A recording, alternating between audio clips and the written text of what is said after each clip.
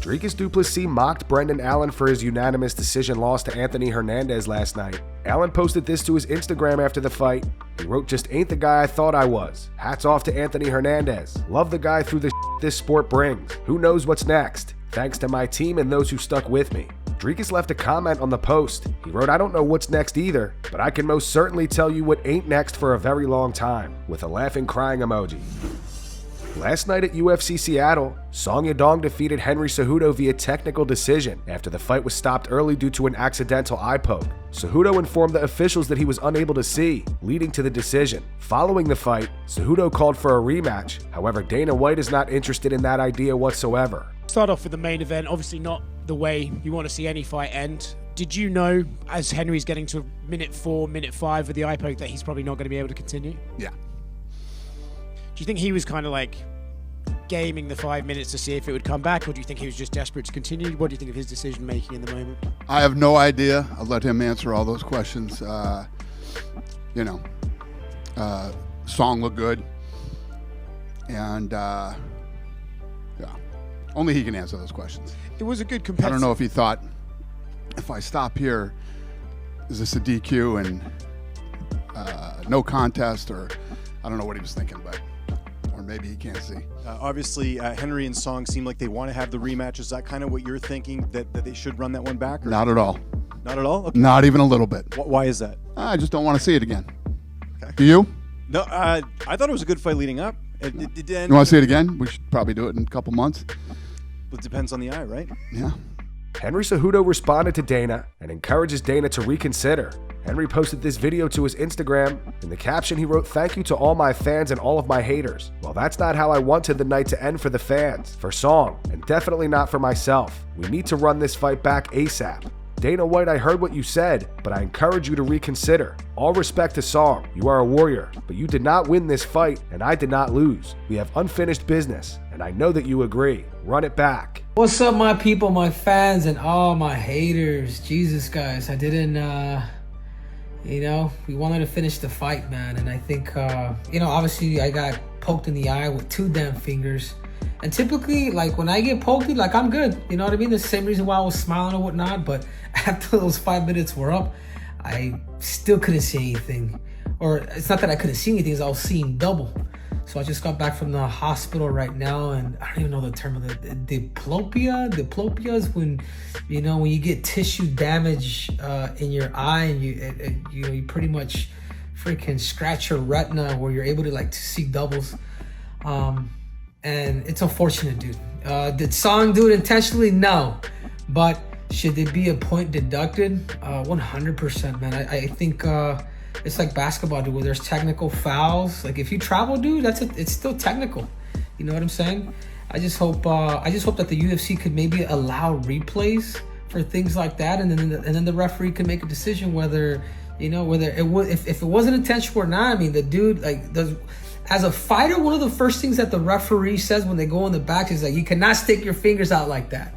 But other than that, guys, I'm gonna see a specialist tomorrow, and hopefully this thing goes by. Hopefully the double vision that I'm feeling right now is just goes away and I'm normal tomorrow.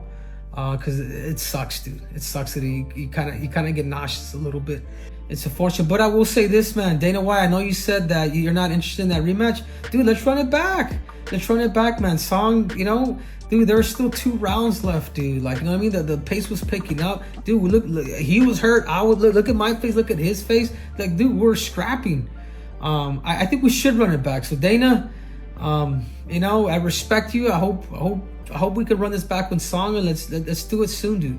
Let my eye get better, and obviously have a 30-day suspension, and we can take it from there. But I think we should run it back. Henry Cejudo has also responded to the criticism surrounding the fight stoppage, addressing claims that he was looking for a way out because he knew he was losing. After the fight, Tim Welch posted this on X. He wrote, "Henry knew he had nothing left for Song." Henry posted a graphic photo of his eye after the fight, showing the extent of the damage. He wrote diplopia, which means double vision, soft tissue damage, corneal abrasion. In quotes, he wanted a way out. Song Yadong is also in favor of running it back with Henry. Song believes Henry was scared during the fight. Yeah, the result is bad, but I did a great job out there, and I want rematch. You know, I like this guy. He's a high-level fighter, but I saw that he's scared out there. You know, he do something crazy, you know, too wide. I don't know USA want rematch or not, but whatever. I want rematch, or if not, I want like anyone who ranked above me. Yeah. Belal Muhammad continues to stand firm in his belief that Dricus Du Plessis is overrated. Last week, Dricus appeared on the Ariel Helwani show, where he asserted that if Belal were to move up to middleweight to challenge him, he would simply step on his head. He also expressed the opinion that Belal is undersized for welterweight, let alone middleweight. In response, Belal fired back, stating that Dricus has yet to face a well-rounded, hungry opponent. But hear me out, Belal, because you know how much love I have for you. Sometimes when you say that a fighter sucks, and I don't like that verb to begin with, but sometimes when you say a fighter sucks, I agree with you, you know? But when you say Dricus Du Plessis sucks, right? Part of me feels like you're saying it because you're striking so goddamn underrated that maybe you just say that. Like, you don't really think Dricus sucks, do you? If I'm being honest, I think Dricus sucks. That's another one, right, bro? Hey, look at me. I just beat Leon Edwards, who was on this long streak, right? A 12-fight winning streak, 15-fight winning streak. He had a fight, Sean Strickland, who sucks, that was coming off one win against Costa in a pathetic fight. And then, you know, even before that, Adesanya, nothing but respect for Adesanya, but he was still coming off of a loss to get those fights. He hasn't had to fight those tough, hungry guys that are good everywhere. They're good in one spot. He hasn't fought the grappler and the striker. He hasn't had to go through all those guys. And when he did fight those grapplers, he looked pretty bad, but they gassed. Like, you know, Brunson had his moments in those first couple rounds, then he gassed, and then Du Plessis comes through. He has heart. I'll give him that. But you're not going to beat me in the heart game. Oh, I'm not suggesting he's beating you. So I'm not suggesting he beats you. You know, I think you're both outstanding. Tim Welch isn't very confident in Ilia Topuria's ability to defeat Islam Makhachev. While he believes Topuria has a puncher's chance, Welch thinks that once Islam grabs a hold of him, it will be over quickly. He predicts Islam will ultimately win by submission. Dude, Ilia versus Islam Makhachev, he's probably going to walk in the cage. I think I saw the weights where they walked in. I think he was around 180, 181, walking in the cage. Ilia Topuria, I'm curious to when they're going to book the fight. If he's going to actually try to put on 4 or 5 pounds of muscle. It's a lot. But Ilia Topuria's never thrown a kick above the waist. Ever in his UFC career. He's got this wide boxing stance. I feel like obviously there's a puncher's chance, but as soon as Islam grabs a hold of him, I think it's going to be over. And it's when you're fighting someone who's an orthodox boxer, it's not that hard to time a shot to the legs, and I'm sure Ilia is a really good grappler, really good black belt, but I think Islam's just going to be too strong, too powerful, and he's going to submit Ilia Topuria. Michael Venom Page has responded to rumors suggesting that he knocked out Khamzat Chimaev during a sparring session. The two fighters were seen training together last May, but MVP has dismissed the rumors. He clarified that Khamzat sparred with his friend, Norbert Novenyi, and that the session was highly competitive. Well, speaking of those gym rumors, there are some floating around about you beating up on Khamzat Chimaev. Oh, no, that's I'll kill that now. I'll kill that now. Because cut it off. I'll kill it now. I'll kill it now. That's nonsense. I didn't even get to spar him. He ended up sparring my boy Norbert Novenyi. Yeah, he's actually a free agent now. He's soon going to be in the UFC. Great young up and coming fighter. Norbert gave him a little back and forth round. They had their, right, you know, their little like tense sparring, you know, sessions, and so that was where I think, because we came as a team. He's from my team, and then I sparred a couple of the other guys, and you know, I was kind of having fun and showing my flair and stuff. And the like I said, Chinese whispers, it got mixed. It got mixed up. I had nothing to do with that. I got to see him in his element. And like I said, him and Norbert had like a back and forth spar, which was great. But at the same time, I saw how super talented this guy is. Like, I love seeing people, because for me, he's talented in a completely different area to me. And I just appreciate it. It gave me inspiration to go back and just kind of really work on what I need to work on. He is such a beast, and I guarantee you he gets the title this year. Guarantee. I like Khamzat too. I think he's been really incredible. Yeah, definitely. I think if he manages his, I think he's, he looked better in the last fight, Obviously, it didn't last long, so we didn't get to see it. But normally, he's like Crash Bandicoot the first round, and then his energy dips. But if he's able to manage his energy and manage his muscular endurance and not go too crazy, I don't see anybody beating him. Austin Vanderford was successful in his UFC debut last night, defeating Nikolay Veretennikov via TKO in the second round. However, tempers flared after the fight when Veretennikov shoved Vanderford in frustration.